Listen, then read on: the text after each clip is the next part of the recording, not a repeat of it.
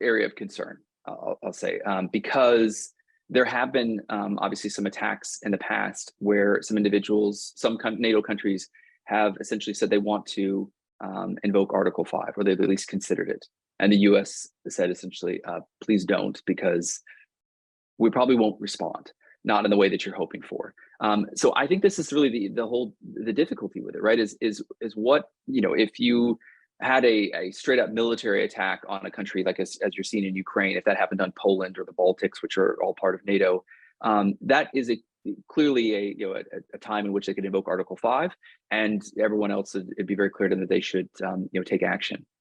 But what if they attacked essentially government services websites that caused disruption and chaos, but not any direct deaths or harm necessarily?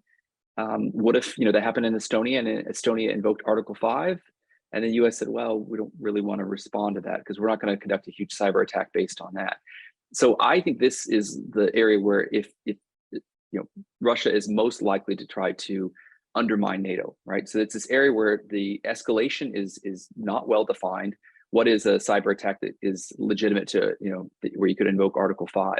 And so what they're going to try to do is sort of start low and continue to escalate to a point where they stay just below the line, but they're causing enough problems within a NATO country that it looks like they're undermining NATO, but NATO won't spring into action. That's at least their goal. So the US, obviously, as you said, is trying to deter them from doing that by trying to make it, at least draw a line in the sand. Unfortunately, it may be a situation where we would invoke Article 5. It's sort of wishy-washy, and that's catnip to Putin and his cronies, and they're going to say, great, this is an area we're going to exploit, and we'll start low, and then we'll keep doing pinpricks until we get close to the line, and then we will back off and do it with another country, but enough to cause problems and make people feel like NATO is not going to come and help them.